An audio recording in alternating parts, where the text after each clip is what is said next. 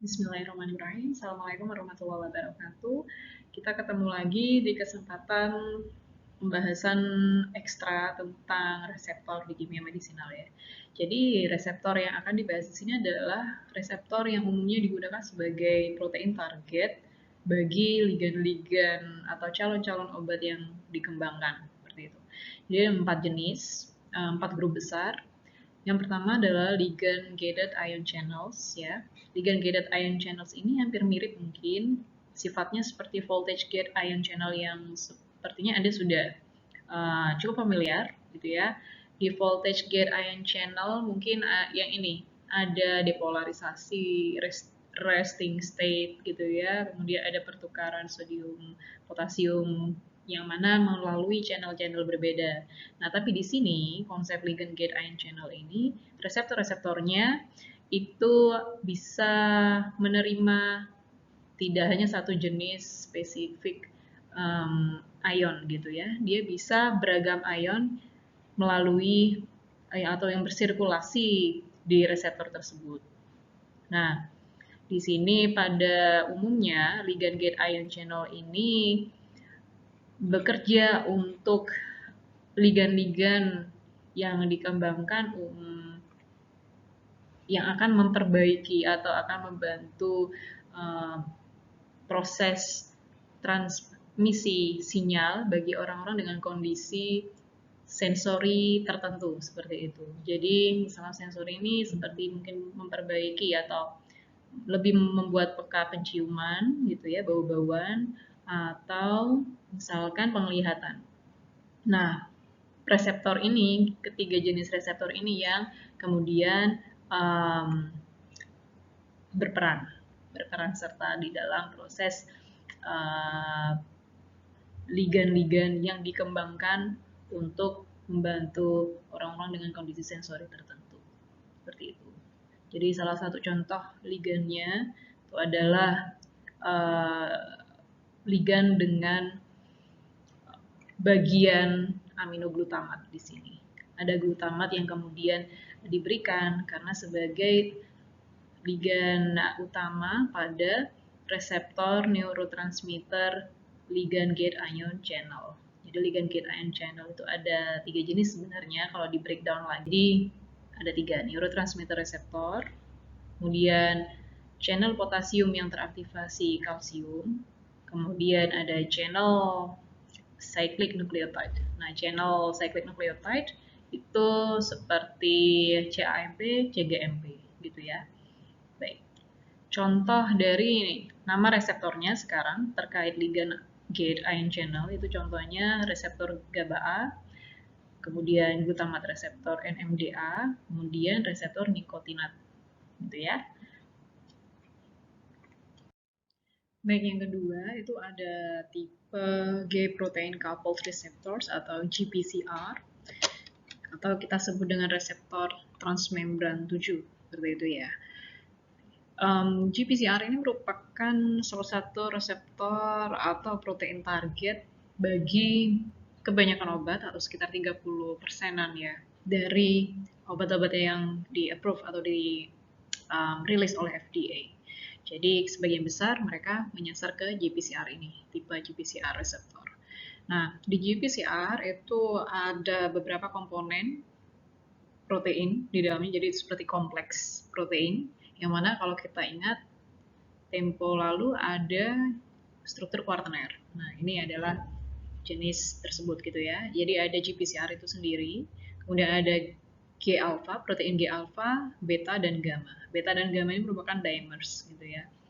Nah, yang kenapa disebut 7 transmembran? Karena memang secara struktur, ini menurut protein data bank yang dari eksperimen, ada 7 helix tekukan, yang mana dia 7 tekukan atau 7 helix ini itu seperti di cellular membran dia kayak terspan terbuka sepanjang 7 helix itu seperti itu. Nah, di bawahnya ini ada alpha, beta, dan gamma. Pada kondisi inaktif atau masih belum mengeluarkan aksi gitu ya atau aktifnya, protein G itu dalam kondisi yang berdekatan satu sama lain dengan beta gamma dan GPCR-nya. Yang mana ada guanosin difosfat, GDP, yang terikat pada protein G-alpha. Apabila ada signal molekul atau ligand tertentu yang match dengan reseptor ini masuk, gitu ya, di salah satu binding site-nya, di binding site si GPCR, maka akan ada konversi GDP menjadi GTP, yang mana ini akan mencetuskan pemisahan dalam tanda kutip ya, pemisahan jadi seperti protein di bawahnya alfa beta gamma ini akan memisah dari protein utama GPCR atau struktur utama atau reseptor utama GPCR ini. Nah, pemisahnya ini itu yang kemudian menginduksi terjadinya aktivasi dari protein GPCR, yang mana dari situ akan muncul sinyal-sinyal berantai yang akan diteruskan setelah mereka berpisah seperti ini, gitu ya. Dan ini akan terus berlangsung hingga GTP di sini habis atau sinyal yang sudah diberikan itu selesai, gitu ya. Kemudian sebagai contoh di sini ada reseptor muskarinik, beta adrenergic dan opioid. Ini contoh yang reseptor opioid ya.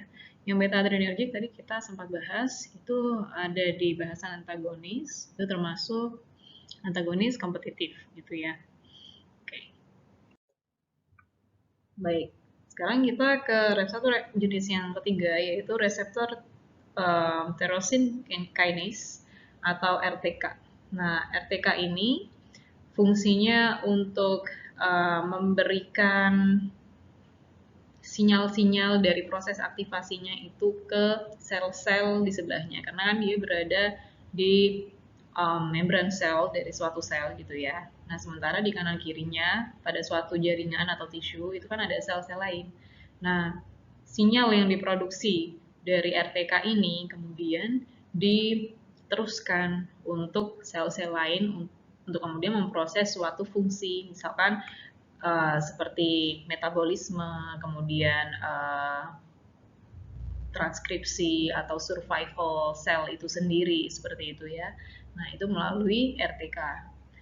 RTK tuh bentuknya ada bilah kiri bilah kanan seperti channel ya, voltage gate atau ligand gate ion channel tadi ada dua, mana pada saat ada ligand itu tertentu datang, dia akan mengaktifasi kedua sisi atau active site dari dua bilah ini. Baik, di bawah bagian bawah dari reseptor ini itu ada struktur tirosin kinase ya. Dan di tiap-tiap bilah itu juga kaya akan tirosin. Pada saat yang tadi kan aktif sudah ya, dan mereka itu akan berdekatan. Yang awalnya bilahnya mungkin agak jauh, kemudian mereka akan jadi pasangan atau dimers. Nah, ini mendekat itu akan menandakan proses fosforilasi yang kemudian kita sebut dengan cross phosphorylation antara tirosin kinase bilah kanan terhadap bilah kiri, yang mana substratnya itu adalah tirosin-tirosin yang berada pada bilah kiri. Dan begitu juga sebaliknya, yang kiri, tirosin kinase struktur yang sebelah kiri itu akan mengkatalis tirosin yang ada pada sebelah kanan.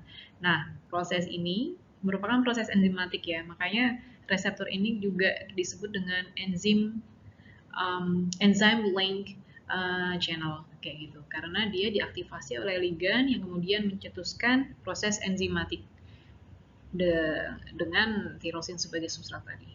Nah, pada saat terjadi fosforilasi itu ada protein-protein dengan domain SH2. SH2 ini salah satu peptida beberapa runutan asam amino yang kita sebut dengan SH2, khusus ya runutannya SRC homologi 2, itu kemudian berikatan dengan tirosin yang sudah terfosforilasi gitu ya.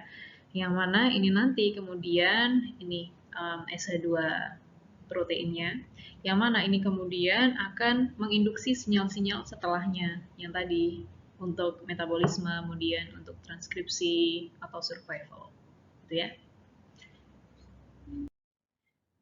Kemudian yang terakhir ada reseptor nuklear, yang mana dia merupakan reseptor yang ligannya itu adalah hormon-hormon steroid gitu ya, atau lipid soluble molecules gitu ya.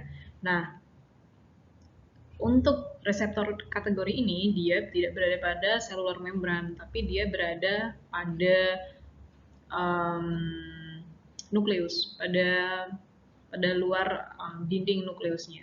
Nah, di situ reseptor itu berada.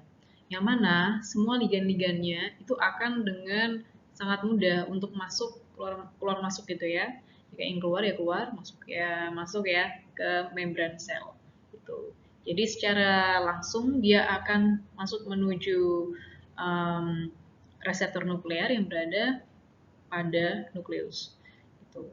Nah, pada saat dia sudah teraktivasi, biasanya ada si ligan itu, maka proses biologis itu akan bisa berlangsung gitu. Jadi karena adanya ligan-ligan yang berupa hormon-hormon ini tadi, maka ada proses biologis tertentu yang akan berlangsung. Contohnya misalkan ada untuk proses transkripsi pada DNA kayak gitu. Nah, itu ada faktor-faktor transcription yang dapat aktif hanya dengan hormon steroid ini berikatan dengan si reseptor nuklear ini gitu. Jadi pada saat mereka aktif, reseptor nuklear ini akan berubah bentuk gitu ya. Kemudian dia akan mengaktifkan faktor-faktor transkripsi yang terlibat dalam proses transkripsi DNA. Gitu ya. Baik, sekian dari saya. Apabila ada yang ingin didiskusikan atau ingin tahu lebih lanjut tentang hal ini, bisa kontak gitu ya. Kita ketemu minggu depan. Terima kasih semuanya. Assalamualaikum warahmatullahi wabarakatuh. Selamat siang.